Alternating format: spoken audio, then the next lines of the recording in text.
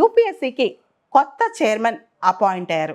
Farmer defence secretary Ajay Kumar గారు యూపీఎస్సీకి కొత్త చైర్మన్గా అపాయింట్ అయ్యారు. ఈ దిశగా డిఓపిటి వాళ్ళు నోటిఫికేషన్ కూడా జారీ చేశారు. ఈయన ఇంతకుముందు కేరళ క్యాడర్ ఐఏఎస్ అధికారి, 1985 బ్యాచ్.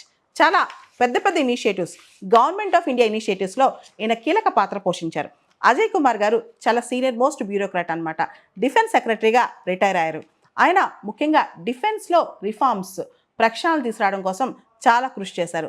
ముఖ్యంగా అప్పట్లో CDS, chief of defence staff, ఈ వ్యవస్థను క్రియేట్ చేయడం కోసం, అదేవిధంగా ఆత్మ నిర్భర్ భారత్ ఇనిషియేటివ్స్, అగ్నివీర్ స్కీమ్, చాలా సంవత్సరాల పాటు డిస్కస్ చేసిన స్కీమ్ అగ్నివీర్ స్కీమ్, అదేవిధంగా ఆర్డినెన్స్ ఫ్యాక్టరీస్ కార్పొరేటైజేషన్ చేయడం కోసం, ఇవన్నీ కూడా ఆయన చాలా ఇనిషియేటివ్స్ తీసుకొచ్చారు. అంతేకాదు డిజిటల్ ఇండియా ప్రాజెక్ట్స్లో కూడా ఆయన కీలక పాత్ర పోషించారనమాట. మినిస్ట్రీ ఆఫ్ ఎలక్ట్రానిక్స్ అండ్ ఐటీలో ఆయన చాలా సంవత్సరాలు పనిచేశారు. దానిలో UPI, Aadhaar card, MyGov, government ఈ మార్కెట్ ప్లేస్ ఇలాంటి కొత్త కొత్త ఇనిషియేటివ్స్ తీసుకొచ్చారనమాట. ప్రత్యేకంగా నేషనల్ ఎలక్ట్రానిక్స్ పాలసీ 2012 రూపకల్పనలో ఆయన కీలక పాత్ర పోషించారు. ఇకపోతే యూపీఎస్సీ చైర్మన్ చాలా కీలకమైన పదవి అనమాట. Union public service commission. మన రాజ్యాంగంలో ఆర్టికల్ 316 క్లాస్ 2 ప్రకారం యూపీఎస్సీ చైర్మన్ అపాయింట్ అవుతారు. అదేవిధంగా యూపీఎస్సీకి సంబంధించి 1969 రెగ్యులేషన్స్ కూడా ఉన్నాయి.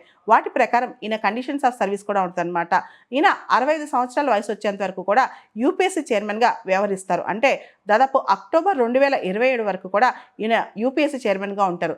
వచ్చే 2 సంవత్సరాల పదవీ కాలంలో ఈయన యూపీఎస్సీలో కూడా కీలకమైన మార్పులు తీసుకొచ్చే అవకాశం ఉంది. ఎందుకంటే ప్రభుత్వంలో అనేక వ్యవస్థల్లో అంచెలంచెలుగా ఎదిగిన అనేక వ్యవస్థలో ప్రక్షాళన కోసం ప్రయత్నం చేశారు. కాబట్టి యూపీఎస్సీలో కూడా యూపీఎస్సీ సిలబస్ కానీ, యూపీఎస్సీ సంబంధించిన అంశాల్లో కానీ ఈయన ప్రక్షాళన తీసుకొచ్చే అవకాశం కూడా కనిపిస్తోంది.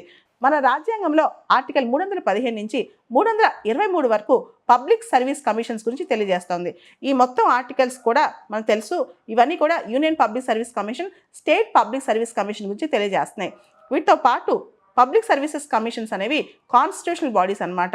యూపీఎస్సీ చైర్మన్ మెంబర్స్ని అపాయింట్ చేసేది ప్రెసిడెంట్. అదేవిధంగా స్టేట్ లెవెల్లో అంటే ఏపీపీఎస్సీ కానీ, టీజీపీఎస్సీ కానీ ఈ చైర్మన్ మెంబర్స్ని అపాయింట్ చేసేది గవర్నర్. అదేవిధంగా UPSC chairman members, state public service commission chairman members వీళ్ళని తొలగించాలంటే మాత్రం సుప్రీంకోర్టు ఒక ఎంక్వైరీ కండక్ట్ చేసి ప్రూవ్డ్ మిస్బిహేవియర్ అని చెప్పి తేల్చాలన్నమాట.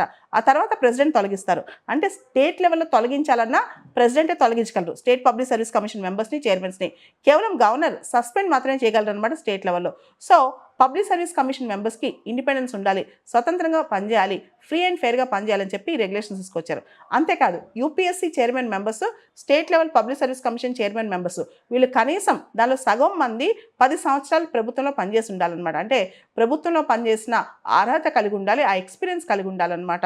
దాంతోపాటు యూపీఎస్సీ చైర్మన్గా రిటైర్ అయిన తర్వాత భవిష్యత్తులో ఇంకే పదవి చేపట్టే అవకాశం కూడా లేదు.